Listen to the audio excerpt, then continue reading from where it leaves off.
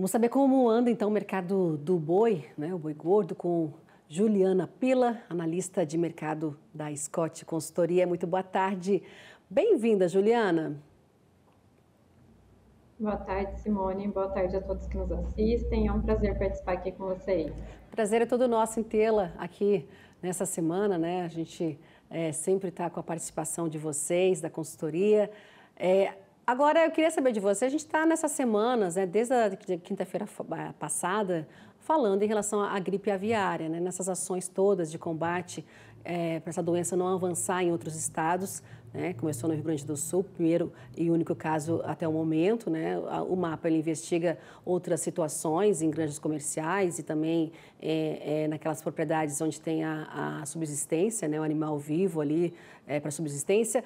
E eu queria saber de você, Juliana, o mercado de proteína animal, ele está repercutindo aí em relação a preços? Como é que está essa movimentação quando a gente vê essa situação toda acontecendo no país? Bom, Simone, ainda é muito cedo, né, para a gente avaliar qual que é realmente o reflexo, né, desse caso isolado de gripe aviária que foi notificado na semana passada, o primeiro caso aqui no Brasil em granja comercial, né? O que a gente vinha observando já no mercado, especificamente falando no mercado do boi gordo, né, já era um mercado bastante pressionado, né? A gente tinha preços aí em queda, tanto quando a gente pega a avaliação da primeira quinzena de preços da arroba do boi gordo, das 32 praças que a Scott Consultoria faz o monitoramento, na primeira quinzena a gente viu preços em 30 delas, e duas ficaram somente em estabilidade, né? Ou seja, o mercado ele já vinha bastante pressionado.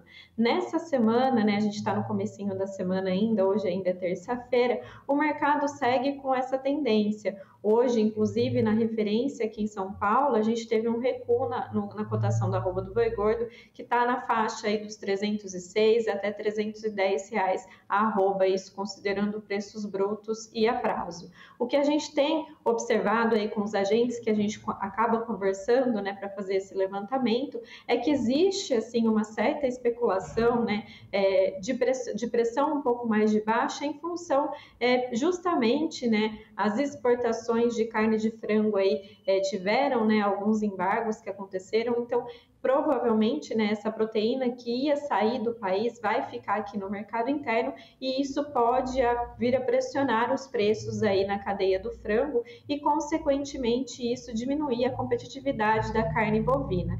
Então, isso, né, todas essas incertezas acabam gerando especulações a respeito do mercado, mas a gente não sabe realmente qual que é o verdadeiro impacto disso nos preços, porque a expectativa agora para a segunda quinzena já era de continuação desse movimento de queda nas cotações. Ou seja, a gente vê o maio ainda com essa pressão em relação a preços, tem essa parte aí que você falou, o mercado especulando ali, né, em relação a essas saídas que foram embargadas, né, da proteína de ave do Brasil, e tudo isso vai gerando essa apreensão aí, todo mundo nessa expectativa.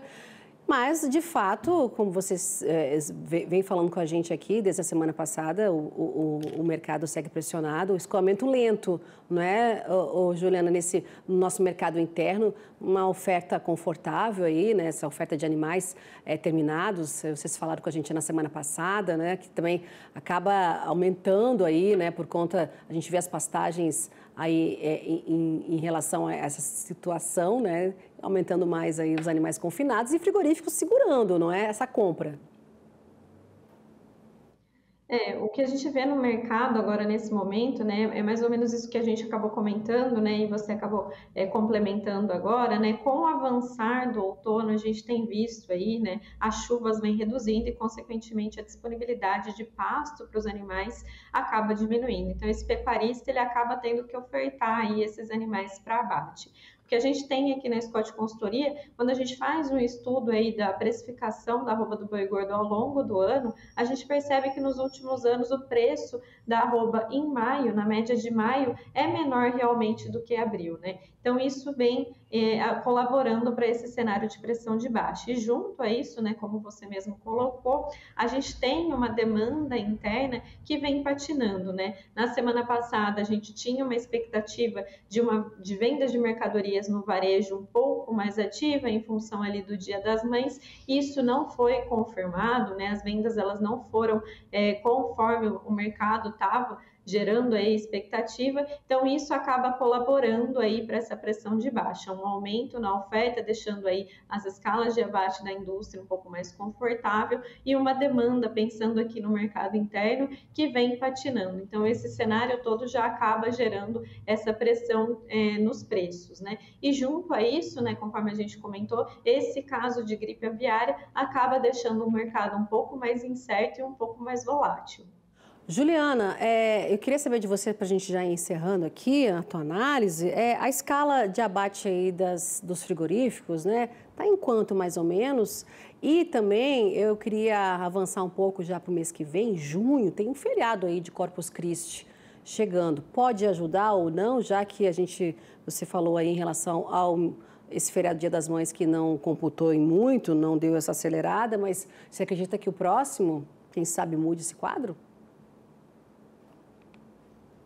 Bom, vou começando a falar a respeito das escalas, né? Conforme a gente comentou, né? As ofertas elas estão um pouco mais confortáveis e com isso a gente começa a ver umas escalas de abate se alongando um pouquinho mais. Se a gente considerar aqui a referência em São Paulo, as indústrias elas estão trabalhando aí com escalas de abate em torno de 9 a 10 dias, o que é considerado aí uma escala bastante confortável se a gente pegar em períodos anteriores que a escala estava girando ali em torno de 5 a 7 dias. Falando um pouquinho da expectativa de consumo, né, já para junho, né, normalmente a gente sazonalmente dentro do mês a gente tem uma demanda um pouco mais ativa ali na primeira quinzena, né, que em função ali da capitalização da população, né, a gente tem o recebimento dos salários, então isso acaba gerando uma maior movimentação ali nas saídas de mercadorias. E com o feriado, né, feriado geralmente costuma aí ter uma maior movimentação